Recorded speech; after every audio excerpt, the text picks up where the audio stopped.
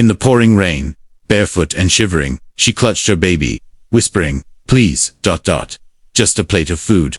The man before her was a billionaire CEO, powerful and cold. But when their eyes met, his world stopped. Welcome to Whispers of Kindness, where small acts of humanity change lives in the most unexpected ways. Today's story will remind you how fate has a strange way of bringing lost souls back together. The storm had rolled in without mercy that evening. Raindrops hammered down like needles, drenching everything in a cold, relentless curtain. In front of an imposing iron gate, a woman knelt, soaked to the bone, holding a baby wrapped in a threadbare cloth. Her once white dress clung to her shivering frame, stained with mud and desperation. Behind the gates loomed a grand mansion, its golden lights glowing like a cruel reminder of warmth just out of reach. "I'll clean your mansion. Anything. Just a plate of food," she begged, her voice barely audible over the rain. On the other side of the gate, standing tall and untouched by the storm under a large black umbrella, was Alexander Graves, CEO of Graves Industries, a man known more for his ruthless business acumen than his humanity. He was elegance, carved in stone-tailored suit, polished shoes, every inch a symbol of untouchable wealth. But now, he stood frozen, not because a stranger was begging at his gate. No, it was because of her face.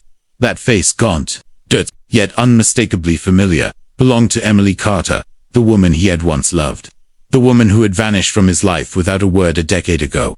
His mind raced back to those simpler days. 2 college kids, him, the ambitious scholarship student with nothing. Her, the wild-hearted artist who saw beauty in everything, even in his scars. They had planned a life together. But then, she was gone. No calls, no goodbyes, just an empty dorm room and a hole in his chest. Now, here she was, kneeling in the mud, clutching a child. Their child, Emily. His voice cracked, her head snapped up, her lips trembling. You remember me." The umbrella slipped from his hand, forgotten, as he stepped forward, the rain now soaking his expensive suit. "Where have you been? What happened to you?" She flinched, tightening her grip on the baby. "I didn't come here for the past, Alex. Just a plate of food. For my son." His son. The words hit him like a tidal wave. Without another thought, he motioned to his security to open the gates. Inside the mansion, warmth enveloped them instantly. Emily hesitated on the grand marble floor, her bare feet leaving muddy footprints, but she was too exhausted to care. A maid rushed forward with towels, but Alexander dismissed them all. This was his to handle. He gently took the baby from her arms, cradling the tiny bundle, who stirred and whimpered. His heart clenched. The boy had his eyes. "Why didn't you tell me?" he asked quietly, leading her to the sitting room. Tears mingled with raindrops on Emily's cheeks. "I wanted to.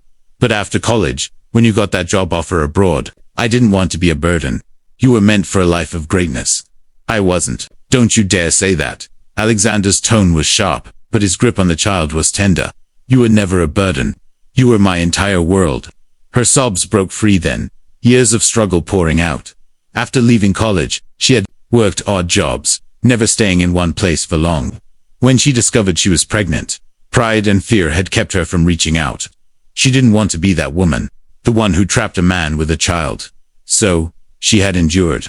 Shelter to shelter, until even those doors closed.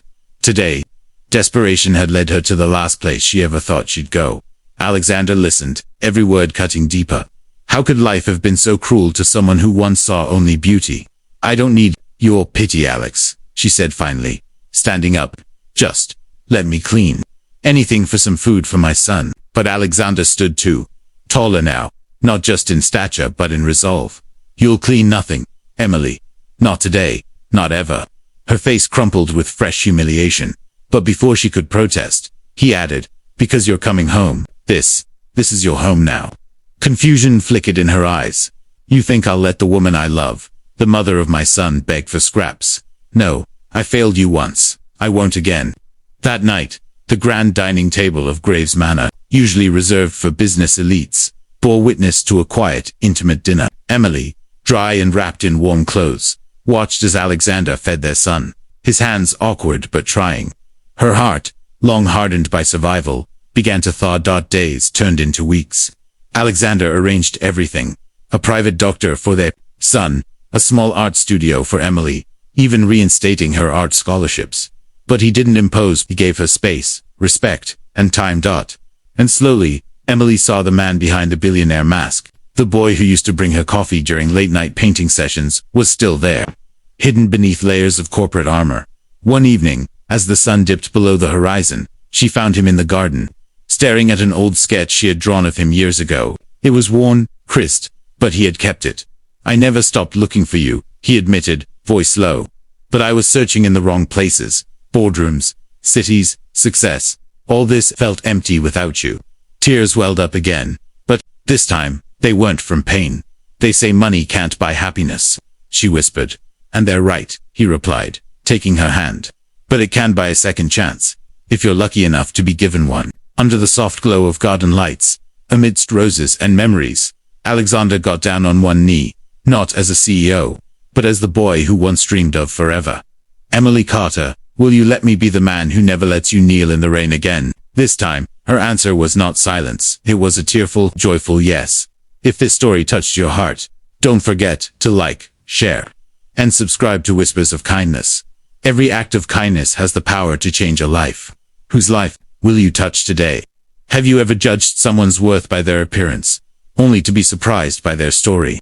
Do you believe in second chances in love and life? What would you have done if you were in Alexander's place?